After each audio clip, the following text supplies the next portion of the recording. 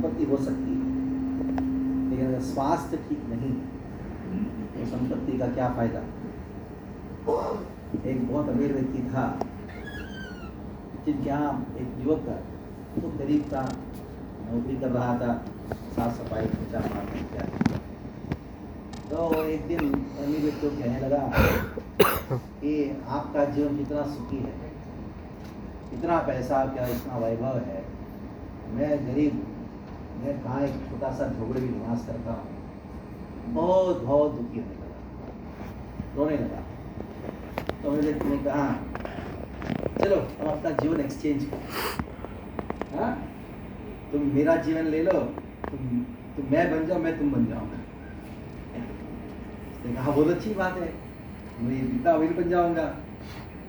तो ठीक है, तो कहा चलो कल आ जाओ, पहला मैं अपनी संपत्ति सारा दे दूंगा और साथ साथ में मैं अपना डायबिटीज भी दे दूंगा, बीपी भी दे दूंगा। हाँ मैं वो नहीं चाहिए मैं जैसा हूँ उसी की बुद्धिमान था। तो इसलिए स्वास्थ्य बहुत महत्वपूर्ण है। बच्चे का विकास भले ही आध्यात्मिक कि हमारा लक्ष्य है, वेदों का लक्ष्य है, सारे वेद का एकमात्र लक्ष्य है सब लोग आध्यात्मिक प्रगति करें, आत्मोन्नति करें। लेकिन आत्मोन्नति होगा कैसे? उस शरीर के द्वारा ही। शास्त्र कहता है, भगवान कहते हैं भगवत गीता, हे अर्जुन तुम ये शरीर नहीं हो, तुम आत्मा हो। ये सही बात है, हम ये शरीर नहीं, आत्मा नहीं, सत्य है। फिर भी इसका साक्षात्कार उस शरीर के द्वारा होता है। अगर शरीर स्वस्थ नहीं है, आत्मा का साक्षात्कार नहीं हो सकता। इसलिए स्वास्थ्य का विषय में शास्त्र बहुत है। जैसे पंचकोश का विज्ञान का वर्णन शुरुआत किससे हुआ? अन्नमय, अन्नमय, अन्नमय, प्राणमय, ज्ञानमय, मनोमय, विज्ञानमय और आनंदमय। और उस आनंद को अनुभव करना है तो सबसे पहला हमारा अन्नमय कोश का विकास होना बहुत जरूरी है। जैसे अभी बात चल रही है पंचांग या सर्वांगिक तरीके से विकास हो बच्चे का, पहले 5 या 6 साल का बच्चे तक उसका विकास अन्नमय प्रदान होता है। आपको याद होगा हम जब बच्चे थे, एकदम बिल्कुल बच्चे थे, हमारी माँ, हमारी दादी माँ जब भी सोचो हमेशा, आप एकदम बिल्कुल 5-6 साल की क्या सोचती थी? हमेशा खिलाने के बारे में सोचती थी, ये खाओ वो खाओ, एक दिन भर कुछ ना कुछ खाने को। क्यों? क्योंकि वो बच्चा जो है उस समय कोई भी चीज का ज्ञान प्राप्त करता है वो मुख में डालता है। क्या करता है? कोई चीज मुंह में डाला, कोई चीज मुंह में डाला, क्योंकि उसके लिए ज्ञान मतलब क्या है? खा के ही मिलता है। इसलिए वेद कहता है अहमन्नम अहमन्नम अहमन्नादु अहमन्नादः। भगवान का पहचान सबसे पहले अन्न में होता है। और अन्न मतलब केवल खाने वाली चीज नहीं होती है, अन्न मतलब जो हमारे शरीर को पोषण करने वाली चीज है। दुर्भाग्यवश क्या किया हमने? अन्न को जिह्वा के लिए इस्तेमाल किया। अन्न जिह्वा के लिए नहीं होता है, हमारे स्वास्थ्य के लिए होता है। अगर कोई भोजन दवाई के रूप में नहीं खाता है, अंततः वो दवाई को भोजन के रूप में खाना पड़ेगी, ऐसी अवस्था है। तो उस बच्चे को 4-5 साल के बच्चे को सिखाने से अच्छा उनकी माता पिता को सिखाना। गरम चीज खिलाओ, अच्छा चीज खिलाओ। दुर्भाग्य की बात है कि जिस चीज की वजह से हमारा शरीर पोषण होता है उसके अंदर इतना मिलावट हो, इतना मिलावट हो। और खास करके जैसे बच्चे का जन्म होता है, माँ अपने दूध पिलाना चाहिए, आजकल पिलाती नहीं है। पहले हमारे समय में एक बच्चे को माँ 3-3 साल तक दूध पिलाती थी, अभी 3 महीने भी पिला नहीं पाती। अब बताओ बच्चा बड़ा होके क्या करेगा? पहले हम कहते थे ना, हाँ, अगर माँ का दूध पिया है तो आजकल कोई पिया ही नहीं है तो ये शिक्षा बच्चे से ज्यादा समाज की आवश्यकता है। समाज में माता पिता की आवश्यकता है, हर व्यक्ति की आवश्यकता है, क्योंकि जो मिलावट भोजन में हुआ है, जो मिलावट दूध में हुआ है, जो मिलावट घी में हुआ है, जो मिलावट तेल में हुआ है, हाँ, ऐसा कचरा खा के आएगा तो आप उसको क्या पढ़ाओगे? अन्नमयम है सौम्य मना, हमारा मन अन्न के पदार्थ है, जैसा अन्न वैसा मन। कचरा खा के आएगा, मन में कचरा है, आप शिक्षक हो के आप कितना प्रशिक्षण दोगे, क्या करोगे? कोई कागज के ऊपर रहेगा, वो व्यवहारिक में कभी ट्रांसफर होने वाला नहीं। तो अन्न के ऊपर बहुत चर्चा की। एक बार मुझे प्रवचन के लिए बुलाया गया था, वेदांत सूत्र के ऊपर प्रवचन देने के लिए। तब संस्कृत का पाठशाला था। जैसे मैं पाठशाला में सब गया तो देखा कि उनका मेस में था। उसका मेस मतलब खाने का जैसे मेस इतना अवस्था में था, कोई चीज बराबर बना ली, कोई इतना बहुत दुर्गंध अवस्था में था, हृदय अवस्था में था। मैंने कहा वेदांत उसी को सुनने आएगा जिसका मन ठीक हो, और मन जो है उसका आधार क्या है? अन्नमय में सो में आहार शुद्धो सत्वशुद्धि, सत्वशुद्धो ध्रुवास्मृति, में सर्वप्रति नाम विप्रमोक्ष। शास्त्र कहता है आहार शुद्धो सत्वशुद्धि। गीता में भगवान ने कोई बड़ा वेदांत नहीं सुनाया, पूरे माम एकम शरण व्रज, लास्ट में कहा, शुरुआत में क्या कहा? अन्ना भवन्ति भूतानि पर्जन्यात् अन्न संभवः, यज्ञात् पर्जन्यः यज्ञकर्म समुद्भवान् कर्म ब्रह्मोद्भवति ब्रह्माक्षरं तस्मात् सर्वं ब्रह्म नित्यं यज्ञे प्रतिष्ठितम्। उसका आधार क्या है? तो हम जब बच्चे की बात करते हैं वो भी अन्न है, अन्नमय कोश का विकास है। उस समय अगर माँ ने अपनी दूध नहीं पिलाई और भी पिलाई तो ये पैकेट का दूध, जर्सी गाय का दूध पिलाए, बताओ क्या होगा उसके? उसको संस्कार की बात छोड़ो, आप स्थूल विज्ञान भी प्रदान कर सकते। आप सोचते होंगे कि ये तो गरीबी है, अमीर लोग तो अच्छी अच्छी चीजें खाते हैं।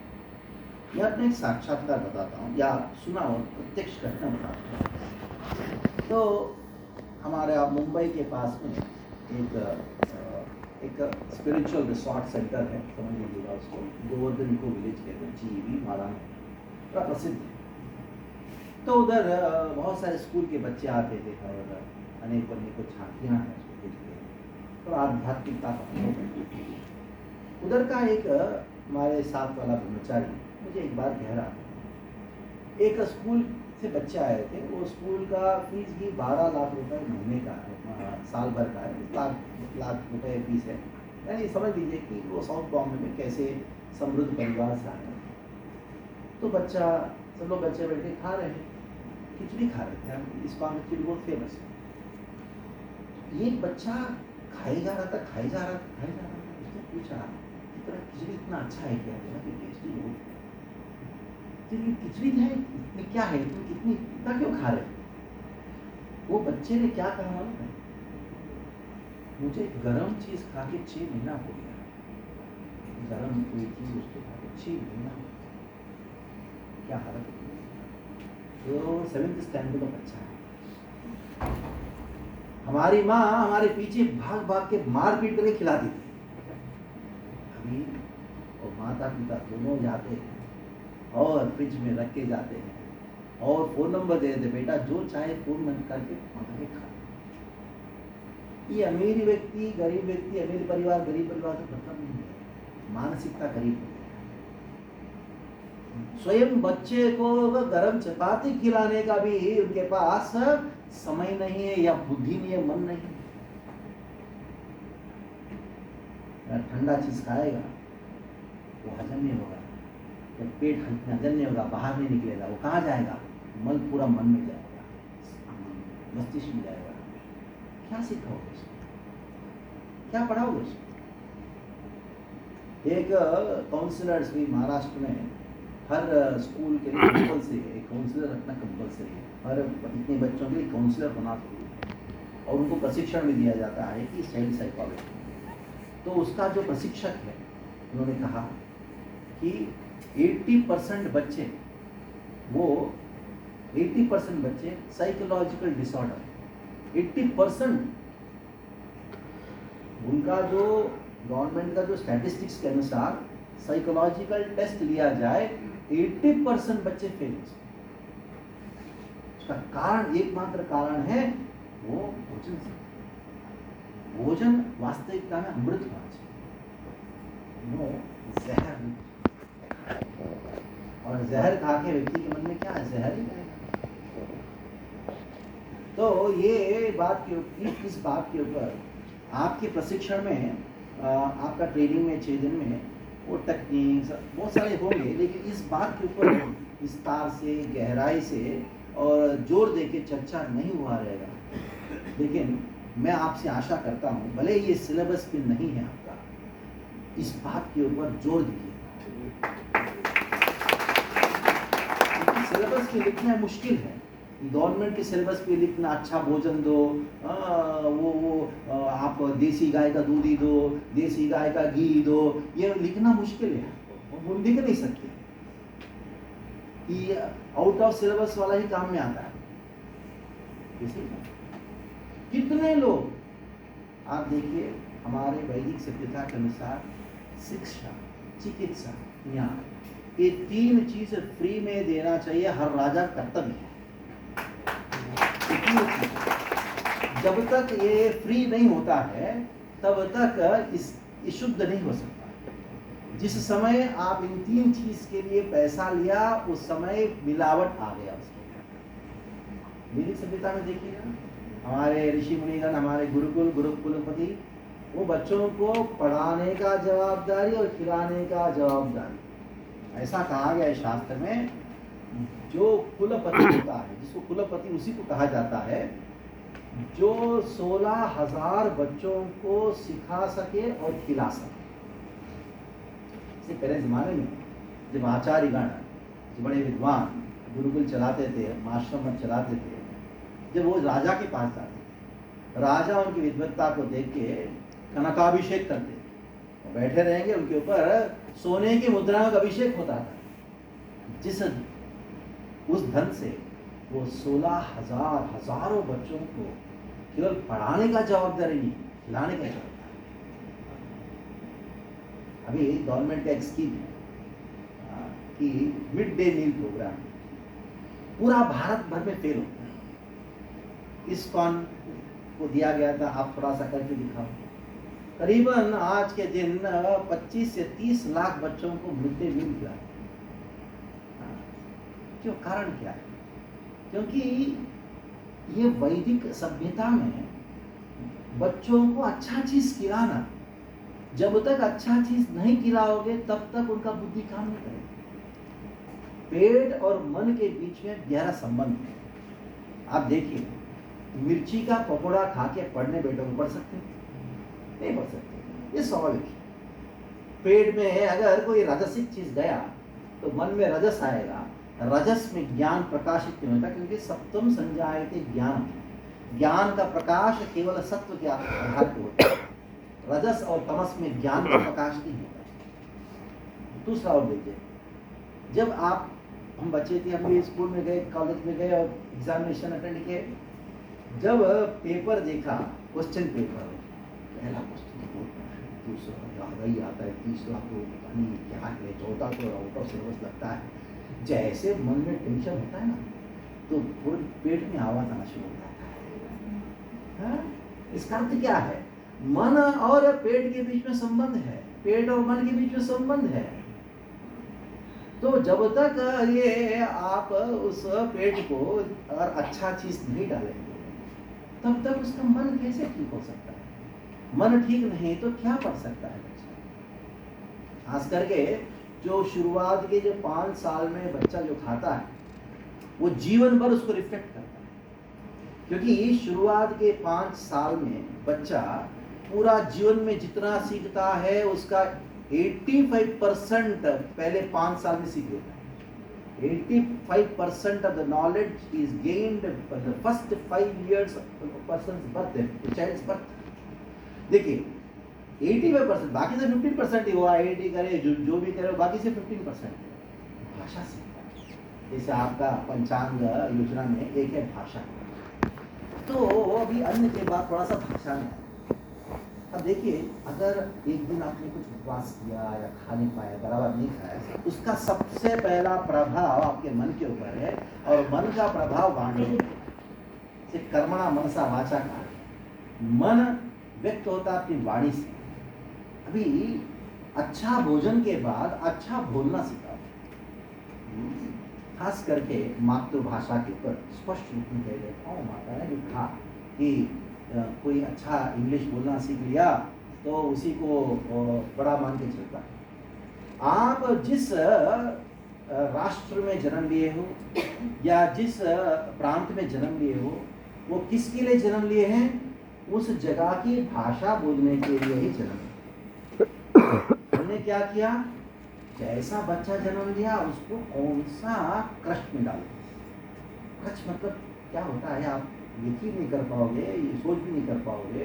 हम एक बार सत्संग का कार्यक्रम करने के लिए एक जगह ढूंढ रहे थे थाने में, बहुत ही बड़ा सोसाइटी है जहाँ एक फ्लैट जो है 5 करोड़ से कम नहीं है। तो एक महिला ने कहा हमारा जगह है, आप शाम के समय खाली रहता है, इसी रूम में वहाँ। तो मैं देखने गया, दोपहर को करीबन 12-1 बजे गया था। मैं जाके देखा क्या है, कौन सा जगह है। जाके देखता हूँ 20 बच्चे, शिशु, बच्चे नहीं शिशु, हाँ, कोई 5 महीने का, कोई 6 महीने का, कोई 1 साल का, 1.5 साल का, सब लोग ऐसे ऐसे। आपको क्या है? तो मैंने कहा स्वामी जी आजकल माता पिता दोनों काम करने जाते हैं ना, तो हम उनके बच्चे को देखभाल करते हैं। तो मैंने कितने महीने के बच्चे? ना स्वामी जी हम ना 3 महीने के बच्चे से कम नहीं लेते, 3 महीने के बाद ही लेते हैं, क्योंकि अच्छा नहीं ना, 3 महीने तक तो माँ मिलना चाहिए ना। और स्वामी हम तो बहुत स्ट्रिक्ट है, सुबह 9 बजे से 5 बजे तक।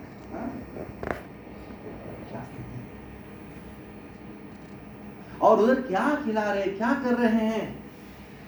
मैंने देखा ये इतना दुष्ट हो गया पूरा समाज। उधर बहुत सारे कफ सिरप रखे, फोल्डर इत्यादि। बच्चा बहुत रोता है ना, क्या करते हैं वो 2 बूंद डाल देते हैं। एक फ्लैट 5 करोड़ से कम नहीं उधर। क्या होगा?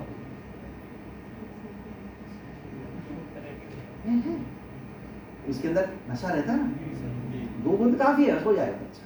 क्या विकास होगा उसका?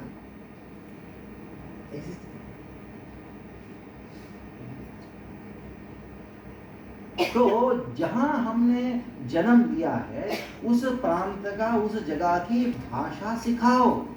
हमने क्या किया? उसको एक रशक में डाल दिया। उसके बाद प्री स्कूल के नाम पे बच्चे के ऊपर कितना अत्याचार हो रहा आप सोच भी नहीं सकते। नर्सरी, ये है इंजीनियर, IIT, IIM उनकी माता पिता, और उस बच्चे को किसके पास भेज रहे हैं? जिनका कोई संस्कार नहीं। उधर काम करने वाले कौन होते हैं? माता पिता आया जैसे कौन है वो लोग जिनका कोई संस्कार नहीं है, और बच्चा उसको माँ मानता, उनको पिता। थोड़ा बड़ा हुआ, 3 साल का हो गया, राइम से सिखाते उसको।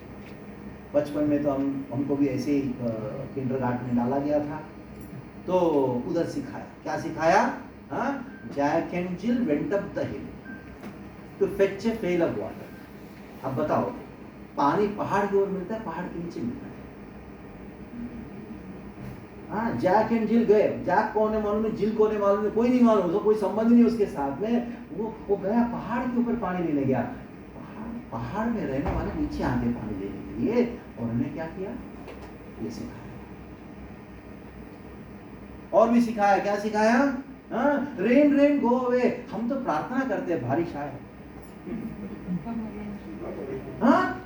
मेरा बच्चा खेलना, इसमें प्रकृति को परिवर्तन होना चाहिए। अब प्रकृति के अनुसार जीना सीखना चाहिए या अपने अनुसार प्रकृति को परिवर्तन करने का प्रयास करना चाहिए। इसके अंदर राक्षसी प्रवृत्ति, राक्षसी वो डाल रहे हैं हम लोग। मेरे अनुसार प्रकृति चलना चाहिए, प्रकृति के अनुसार नहीं चाहिए। और हम क्या कहते हैं, मेरा बच्चा इंग्लिश सीख रहा है। नहीं, वो राक्षस बन रहा है। वो ये सब जितने भी ये राइम्स है ना, उसके पीछे राक्षसी प्रवृत्ति है।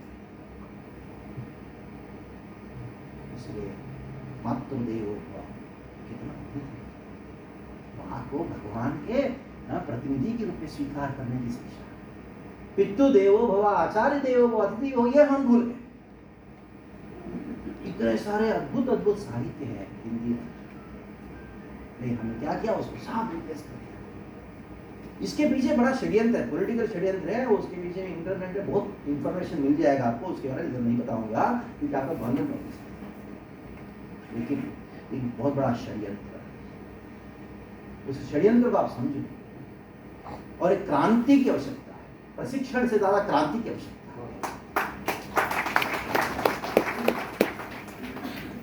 ये क्रांतिकारी जो विचारधारा है, आपको सिलेबस पे नहीं होगा, 6 दिन का ट्रेनिंग में नहीं हो सकता।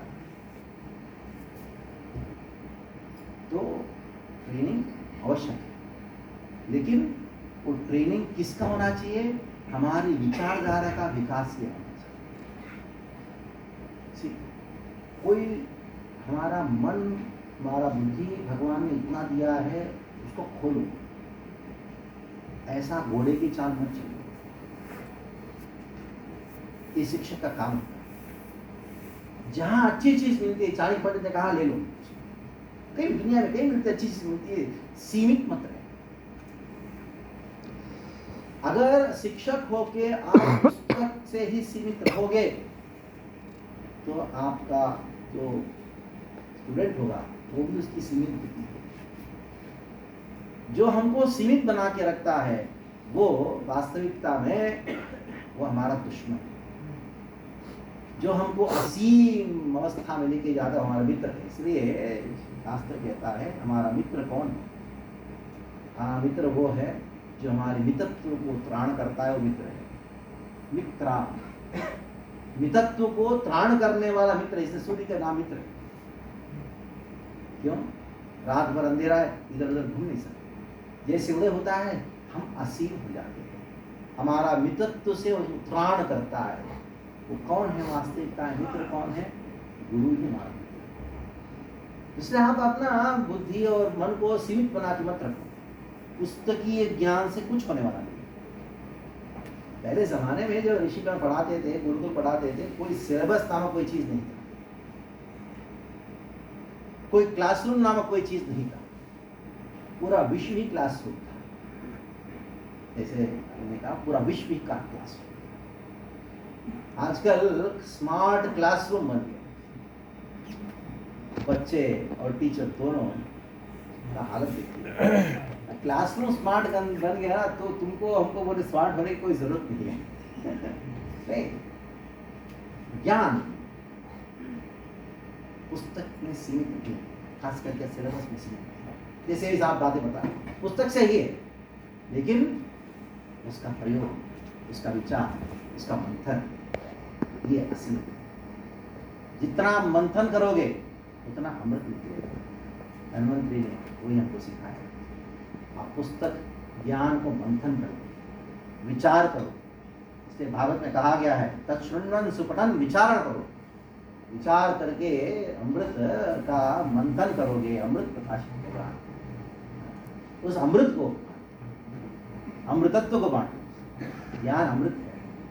और खास करके आप जिस क्षेत्र में कार्य कर रहे हो वो 5 साल 6 साल की आयु के बच्चे के हिसाब से कार्य कर रहे हो, तो सबसे पहला सेमिनार लीजिएगा अच्छा खान पीन के ऊपर, सात्विक भोजन के ऊपर। सात्विक भोजन नहीं रहेगा वो बच्चा कभी भी सीख नहीं सकता। सत्वम संज्ञायते।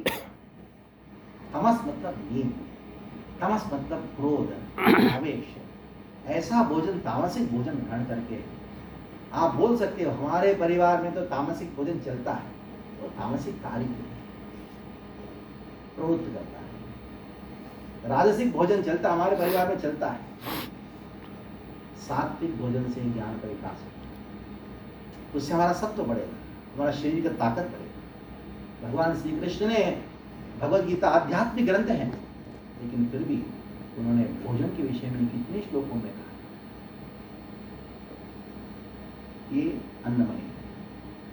आप 6-7 साल का बच्चा होता है ना, उसके बाद प्राणमय कोश का विकास के विषय में आप कभी और हम चर्चा करेंगे, क्योंकि सब्जेक्ट मैटर जो है वो आपका 5 साल का बच्चे तक है, इसलिए अन्नमय कोश के विषय में भी ज़्यादा चर्चा किया।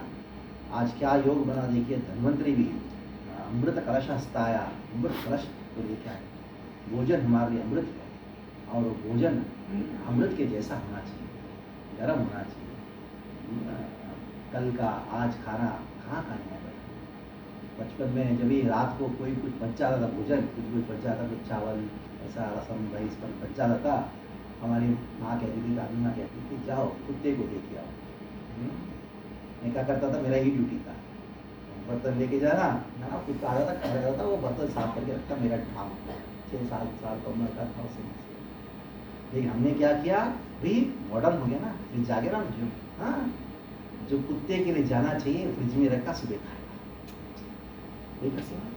हाँ ये सब क्या बोल रहे हैं स्वामी जी आप, कोई बड़ी बात बोलना है। यही आधार भोजन आधार है। तो इसके ऊपर आप केवल अपने कार्य क्षेत्र में नहीं, व्यक्तिगत जीवन में, समाज में, इसके बारे में बात करो। बम्बई भाषा बता रहा हूँ, बिंदास बात करो। हाँ, क्योंकि सत्य है, मुंह पे बोलो। ये क्या चाय कौन से दूध से बना है, जर्सी गाय नहीं पी, जाओ बोलो, क्योंकि वो जहर है, जर्सी पूतना। वो सुअर का तत्व को क्या किया, दिखने में सुअर ही लगता है। देखो देसी गाय का दूध तो चेहरा देखो कितना वात्सल्य आता है, ये सुअर ही लगता है। ये आपका कर्तव्य। आप केवल शिक्षक अपने स्कूल के बच्चों के लिए, शिक्षक ही होता है। जैसे डॉक्टर खाली क्लिनिक में बैठता तभी डॉक्टर है क्या, घर में आता तो भी डॉक्टर है ना, वो शादी विवाह में जाता तो भी डॉक्टर है ना।